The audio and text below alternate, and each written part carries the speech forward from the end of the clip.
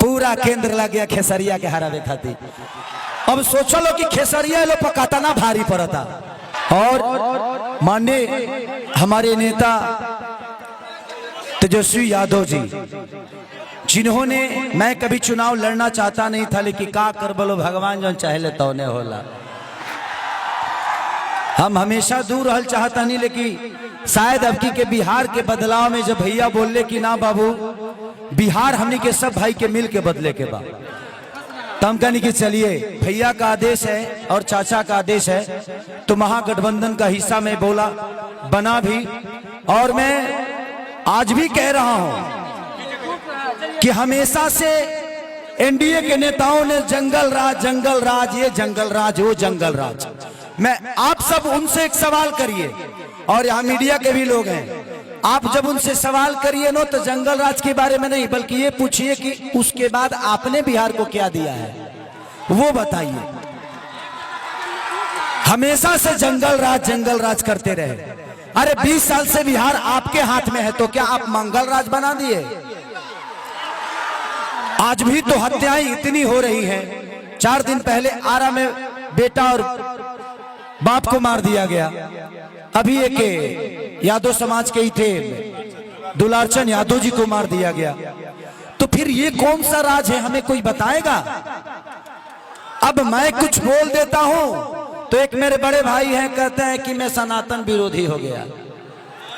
हम ही कहते नहीं कि ये भाई तुम मंदिर बनावो, मस्जिद बनावो, लेकिन स्कूलिया के तहर फूफा बनई है। बेरोजगारी के हटाई, ओकरा खातिर हमनी का अमेरिका का ट्रम्प के वोट देव जा। आज बेरोजगार कौन है? जो 20 साल का बच्चा होगा वो शिक्षा से दूर हुआ है ना। और इस 20 साल माननीय चाचा नीतीश कुमार जी का सरकार था, तो पूछेंगे नहीं ये बच्चे सवाल? सब ये भीड़ को कह रहे हैं कि ये तस्वीर लेने वाला भीड़ है, उनको पता नहीं कि ये भारत की तस्वीर बदलने वाली भीड़ है। मैं नेता नहीं, मैं बेटा हूं, और राजेश भैया के लिए मैं इसलिए आया हूं कि बिहार बदल रहा है। कुछ दिन पहले छपरा में भी चुनाव था, पूरा केंद्र लग गया खेसरिया के हरावे खातिर। अब सोचो लो कि खेसरिया लो पकाता ना भारी पड़ता। अभी तक हम मैदान में उतरल आ रही, अब उतर गए बनी। ये धरती पर ना अगर बहुत आगे बढ़िएगा ना तो दुश्मन पैदा होते हैं। इसका मतलब मैं आगे बढ़ रहा हूं, और मैं ही नहीं पूरा बिहार आगे बढ़ रहा है। आज तक बताइए इस 20 साल में मैं सबसे पूछना चाहता हूं कि जात पात हटाकर जब विकास होता है ना भैया, तो अस्पताल बनता है ना, तो ये नहीं देखता है ना कि ये किस जाति के नेता ने बनवाया है। हर वर्ग के लोगों का इलाज होता है। बेहतर यूनिवर्सिटी बनती है तो हर वर्ग के बच्चे उसमें पढ़ते हैं। अगर रोजगार फैक्ट्री लगती है तो किसी एक वर्ग का व्यक्ति उसको बनाता है, लेकिन उसमें हर वर्ग के लोग काम करके अपने बच्चों के बेहतर भविष्य को तय करते हैं। ये कब देंगे हमें? अब हम नीमन बात कहता नहीं तो केहू नचनिया कहता हमारा के। अरे भाई हम ही नचनिया, हमारा नचनिया भैला से बिहार बर्बाद भइल बा कि हमारा उठलाली के रोटी बोर के गाना के वजह से बर्बाद भइल बा। ये इनके पास अपना काम बताने के लिए एक शब्द नहीं है। ये गिना दे कि एक भी काम इन्होंने किया है। ये सिर्फ जंगल राज पे बात करते हैं। आप इनसे पूछिए, कोई भी नेता, अभी देखे हम 2-3 दिन पहले देखे कि 3-4 भाजपा के नेता को पब्लिकों ने दौड़ा दिया।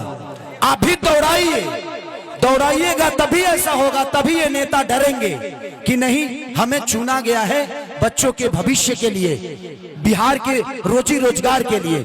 आज तेजस्वी भैया 2.5 करोड़ नौकरी देने की बात कर रहे हैं, पलायन रोकने की बात कर रहे हैं, लेकिन ये हमें ट्रेन देते हैं यहाँ से दूर जाने के लिए, अपने बीबी बच्चों से दूर जाने के लिए, अपने माँ से दूर रहने के लिए। ये बताइए कि 20 साल पहले भी मुझे लगता है कि गुजरात भी हमारे बिहार की तरह ही होगा, लेकिन देखिए क्या हुआ, गुजरात में 2 लाख फैक्ट्रियां लग गई। क्या मोदी चाचा को इतना भी समझ में नहीं आया कि यार बिहार के लोग भी तो इंसानी हैं, उनके लिए भी हम फैक्ट्री लगा दें? तो हमें हमेशा से लड़ाया गया है, हमें अपनों से दूर करने के लिए व्यवस्था दिया गया है, अपनों के साथ रहने के लिए एक व्यवस्था नहीं है। तो क्या इस बार बिहार बदलेंगे हम? ये सब की क्या, मैं अगर मुंबई शहर में गया तो आपको पता होना चाहिए कि खेसारी लाल 15 साल मुंबई में गया तो वो किसका देन था? बिहार सरकार का देन था। मैं 2011 में मुंबई गया हूं। मैं भी चाहता था कि अपने माँ के आशीर्वाद लेके जब घर से निकलूं तो पूरे दिन फिर अपने माँ का आशीर्वाद लूं, लेकिन इन्होंने मेरे माँ के आशीर्वाद से दूर रखा, मेरे पापा के उस दुलार से दूर रखा, मेरे बुजुर्गों के आशीर्वाद से दूर रखा। ना इन्होंने बेहतर यूनिवर्सिटी दी, ना बेहतर अस्पताल दिया, और ना ही बेहतर रोजी रोजगार दिया।